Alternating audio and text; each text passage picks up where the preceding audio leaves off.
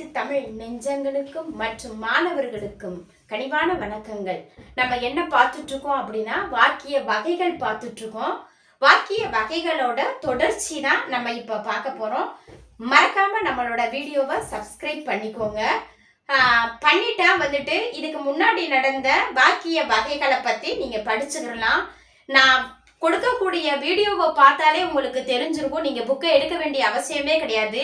அதுல இருந்தே நீங்க சில பல குறிப்புகள் எடுத்து படிக்கலாம். மாணவர்களோட நலன் பயக்கும். சரிங்களா? இப்ப நம்ம வீடியோக்குள்ள போகலாம். என்ன பார்க்க போறோம் அப்படின்னா ஃபர்ஸ்ட் நம்ம வாக்கிய வகைகள் பார்த்துட்டு இருக்கோம். சரிங்களா? இப்ப என்ன வகை வாக்கிய வகைகள் பார்க்க போறோம் அப்படின்னா தன்வினை வாக்கியம் என்றால் என்ன? தன்வினை வாக்கியம் என்றால் எழுவாய் தானே ஒரு செயலை செய்வது தன்வினை வாக்கியம். அதாவது நம்ம மூவிடங்கள் பார்க்கும் பொழுது தெரிஞ்சிருக்கும். எழுவாய் பொருள், செய்யப்படு பொருள், பயனில்லை அப்படிலாம் பார்த்திருக்கோம். எழுவாய் அப்படின்னா என்ன அப்படின்னா நம்ம தான். சரிங்களா? ஒரு செயலை யார் செஞ்சாலும் அது தன்வினை வாக்கியம். எழுவாய் தானே ஒரு செயலை செய்வது தன்வினை. அப்ப பிறவினை வாக்கியம், தன்வினை கொடுத்து பிறவினை வாக்கியமாக மாற்றுகன்னு கேட்கலாம். பிறவினை கொடுத்து தன்வினை வாக்கியமாக மாற்றுக அப்படின்னு கொஸ்டின் கேட்கலாம். இப்ப பிறவினைனா எப்படி வரும் அப்படின்னா எழுவாய் ஒரு செயலை பிறரை கொண்டு செய்வித்தல் பிறவினை வாக்கியம் அப்படின்னு வருது. சரிங்களா? இப்ப தன்வினை வாக்கியம் என்றால் என்ன? எழுவாய் ஒரு செயலை தானே செய்விப்பது. இப்ப தேன்மொழி பாடம் கற்றாள். ஒரு எடுத்துக்காட்டு என்ன வந்திருக்கு அப்படின்னா தேன்மொழி பாடம் கற்றாள் அப்படின்னு வந்திருக்கு. இது என்னது அப்படின்னா நம்மளே சொல்லிக்கிறதுன்னு வச்சுக்கோங்களேன். இப்ப என்ன சொல்றாங்க அப்படின்னா இந்த தேன்மொழிய அடுத்தவங்க சொல்லும் போது எப்படி சொல்றாங்க அப்படின்னா பிறவினை வாக்கியமாக அது மாறும். தேன்மொழி பாடம் கற்பித்தாள். அப்ப கற்றாள் கற்பித்தாள் செய்வினையில நம்ம என்ன பார்த்தோம் அப்படின்னா இரண்டாவது அமையக்கூடிய வாக்கியத்தை கொண்டு ஃபர்ஸ்ட்ல பண்ணணும் இல்லையா? இப்ப அந்த தன்வினை பிறவினையில அப்படி கிடையாது. கொடுக்கப்பட்டுள்ள வாக்கியத்தை அப்படியே போடுறோம். லாஸ்ட் வரக்கூடிய வாக்கியத்தை மட்டும்தான் மாத்தணும். கற்றாள் கற்பித்தாள், திருத்தினாள் திருந்தினாள், திருத்தினாள் திருந்தினாள், தன்வினை பிறவினை. நல்லா கவனிங்க. உருண்டார் உருட்டிவித்தார், ஆடினார் ஆட்டுவித்தார், பாடினார் பாட்டுவித்தார். இந்த மாதிரி தன்வினை தானே ஒரு செயலை செய்து கொண்டேமே ஆனால் அது தன்வினை. அடுத்தவங்கள சொல்லி செய்ய சொன்னமே ஆனால் அது பிறவினை வாக்கியம்.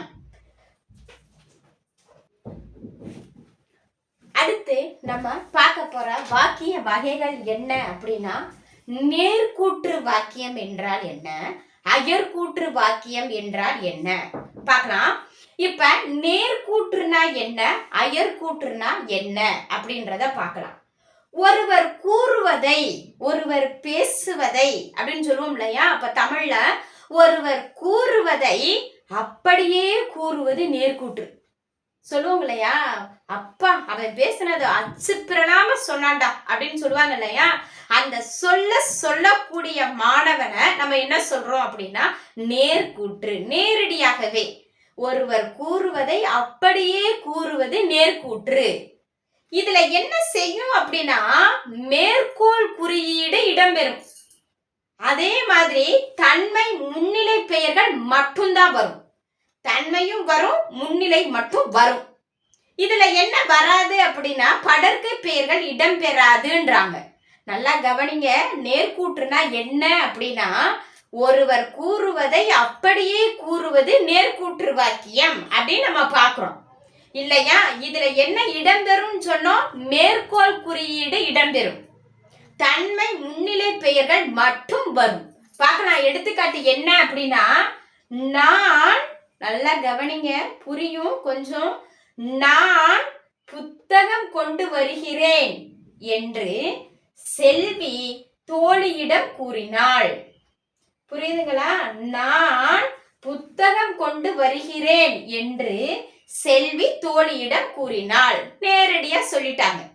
இப்ப இவங்க கூறினதையே நம்ம அயர்கூற்று வாக்கியத்துல எப்படி பேசுறோன்றத பாருங்களேன்.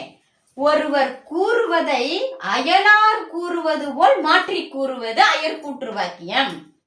ஒருவர் கூறுவதை அப்படியே கூறுவது நேர்கூற்று, ஒருவர் கூறுவதை மாற்றி கூறுவது அயர்கூற்று. அயலார் கூறுவதை போல, பிறர் கூறுவது போல. இதுல எப்படி வரும் அப்படின்னா மேற்கோள் குறியீடு இடம்பெறாது. தன்மை முன்னிலை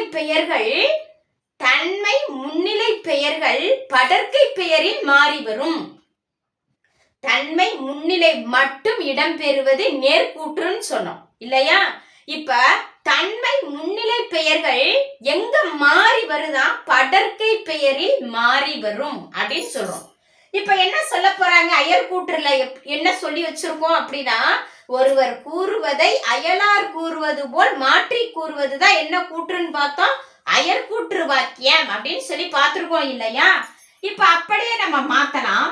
செல்வி தோழியிடம் தான் புத்தகம் கொண்டு வருவதாக கூறினாள். வேற ஒண்ணும் இல்லைங்க. நான் வந்துச்சுன்னா தான் போடுங்க, தான் வந்துச்சுன்னா நான் போடுங்க.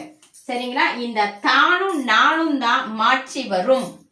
நான் வந்துச்சுன்னா தான் போடுங்க, தான் வந்துச்சுன்னா நான் போடுங்க. அவ்வளவுதான். நேர்கூற்றும் அயர்கூற்றும். ஒருவர் கூறுவதை அப்படியே கூறுவது நேர்கூற்று, ஒருவர் கூறுவதை மாற்றி கூறுவது அயர்கூற்று. புரியலைன்னா நீங்க வந்துட்டு கமெண்ட்ல பதிவு பண்ணுங்க. உங்களுக்கு நான் வினாவுக்கு விடை சொல்ல ரெடியா இருக்கேன். சரிங்களா? இப்ப நம்ம அடுத்த வகையான வாக்கியம் என்ன பார்க்க போறோம் அப்படின்னா செய்தி வாக்கியம். அடுத்து நம்ம வாக்கிய வகைகள்ல என்ன வாக்கியம் பார்க்க போறோம் அப்படின்னா செய்தி வாக்கியம் என்றால் என்ன?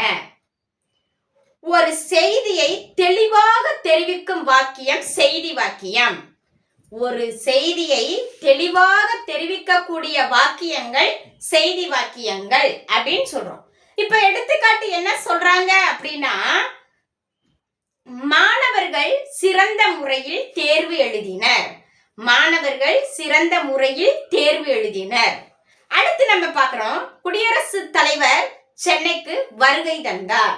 குடியரசுத் தலைவர் சென்னைக்கு வருகை தந்தார். இந்த மாதிரி ஒரு செய்தியை தெளிவா தெரிவிக்கக்கூடிய வாக்கியத்துக்கு பெயர் தான் செய்தி வாக்கியம். இந்த வீடியோ உங்களுக்கு பயனுள்ளதா அமைஞ்சிருந்துச்சு அப்படின்னா நம்ம சேனலை மறக்காம சப்ஸ்கிரைப் பண்ணுங்க, லைக் பண்ணுங்க, ஷேர் பண்ணுங்க, கமெண்ட் பண்ணுங்க. நன்றி, வணக்கம்.